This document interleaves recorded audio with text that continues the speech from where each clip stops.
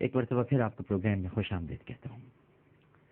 ناظرین کرام، بیٹی نے کہا بابا جان، اچھا جن لوگوں نے اس وقت میں جوائن کیا ہے میں بتا دوں کہ میں حضرت مالک بن دینار رحمہ اللہ تعالی ان کی توبہ کا واقعہ بیان کر رہا ہوں، اور واقعہ مختصراً آپ کو سم اپ کر دوں یا اسے ریکیپ کہہ لیجیے کہ ایک سانپ ان کے پیچھے بھاگ رہا ہے، وہ خواب میں دیکھا ہے انہوں نے، بہت شرابی تھے، شراب پیتے تھے، ان کی بچی کا انتقال ہو گیا اور وہ سانپ سے بچنے کی کوشش کر رہے ہیں۔ ضعیف آدمی بھی ان کو ملا، اس سے مدد کی درخواست کی، لیکن اس نے کہا میں قوی نہیں ہوں، سانپ بہت طاقتور ہے۔ بہرحال وہ پھر ایک ایسی جگہ پر پہنچے جہاں پر بہت سارے بچے نکل آئے، اور اب ان کو ان کی وہ 2 سالہ بچی ملی ہے جس کا انتقال ہو گیا تھا، اور اس نے اس سانپ کو بھگایا ہے اور وہ باغ کی گود میں بیٹھ چکی ہے، اور اس نے کہا ہے میرے پیارے بابا جان۔ اور پھر سورہ حدید کی 16ویں آیت اس نے تلاوت کی۔ کیا ایمان والوں، اب آپ اس میں اللہ سبحانہ و تعالیٰ کا انداز کلام دیکھیں، یعنی جو گناہوں میں مبتلا رہتے ہیں ان کو مخاطب کر کے کس طرح سے پروردگار اپنے پیارے بندوں سے مخاطب ہے۔ کیا ایمان والوں پر اس بات کا وقت ابھی تک نہیں آیا کہ ان کے دل اللہ کے ذکر کے واسطے اور اس حق بات کے واسطے جو ان پر نازل ہوئی ہے جھک جائے؟ اس کی یہ بات سن کر حضرت مالک بن دینار رحمہ اللہ تعالی ارشاد فرماتے ہیں کہ میں رونے لگا۔ میں نے پوچھا کہ بیٹی کیا تم سب قرآن پاک کو جانتی ہو؟ کہنے لگی بابا جان ہم سب قرآن پاک کو آپ سے زیادہ جانتے ہیں۔ میں نے پوچھا بیٹی یہ سانپ کیا بلا تھی یہ تو بتاؤ۔ تو بیٹی سے ملاقات ہوئی ہے، مانوس بہت تھے، پیار کرتے تھے، 2 سال ہی میں اس کا انتقال ہو گیا تھا، اب خواب میں ملاقات ہو رہی ہے۔ بیٹی نے کہا کہ بابا جان یہ آپ کے برے اعمال ہیں، اور آپ نے اپنے گناہوں سے ان برے اعمال کو اتنا قوی کر دیا ہے، اتنا طاقتور کر دیا ہے، اتنا زور آور بنا دیا ہے، اتنا منہ زور بنا دیا ہے، اتنا خود سر بنا دیا ہے، اتنا سرکش بنا دیا ہے بابا جان کہ وہ اب آپ کو جہنم میں کھینچ کر ڈال دینے کی فکر میں تھا۔ میں نے پوچھا اچھا یہ بتاؤ بیٹی، میں اس بات پہ بھی رویا، اور میں نے پوچھا اچھا یہ تو بتاؤ بیٹی کہ وہ سفید پوش ضعیف بزرگ کون تھے؟ کہنے لگی وہ آپ کے نیک اعمال تھے،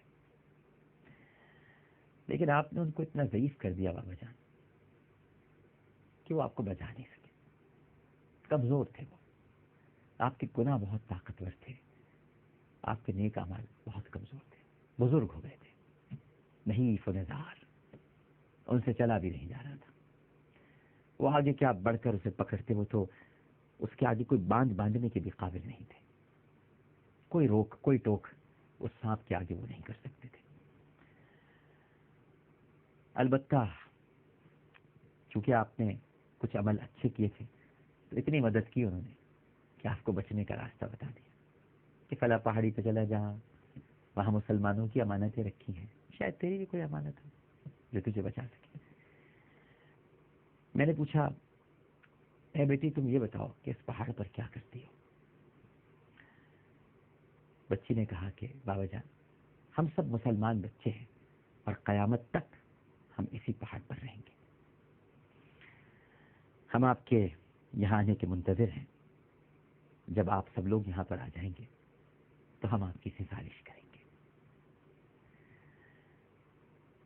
حضرت مالک بن دینار کہتے ہیں جیسے ہی میری بیٹی نے یہ کہا کہ ہم آپ کی سفارش کریں گے اور وہ یہ کہہ کر مسکرائی، بس عین اسی وقت میری آنکھ کھل گئی،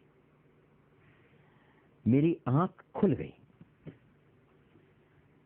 ناظرین کرام یہ حضرت مالک بن دینار کا بڑا تاریخی جملہ ہے، خواب سے آنکھ نہیں کھلی، میری آنکھ کھل گئی، اور سانپ کی جو دہشت مجھ پہ سوار تھی، میں نے اٹھتے ہی اللہ جل مجدہ کے بارگاہ میں توبہ کی، اپنے گناہوں پر شرمسار ہوا اور اپنے برے افعال کو چھوڑ دیا، کیونکہ میری آنکھ کھل گئی۔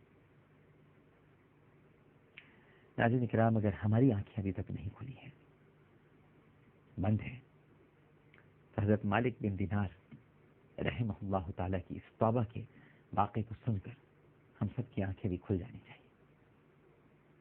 ہم سب بھی خواب غفلت میں ہیں، لیکن ہمیں ابھی تک خواب میں اپنا اژدہا نظر نہیں آیا. ہم سب کا بھی ایک اژدہا ہے، کسی کا قوی، کسی کا ضعیف، کسی کا طاقتور، کسی کا بھی کمزور.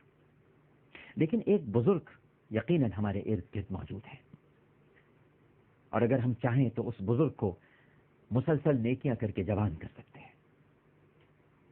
اژدہے کو طاقتور کرنے سے کہیں زیادہ بہتر ہے کہ ہم اپنے بزرگ کو جوان کر دیں، انہیں توانا کر دیں، ان میں طاقت لے آئیں تاکہ وہ اژدہے کو ہماری طرف بڑھنے ہی نہ دیں.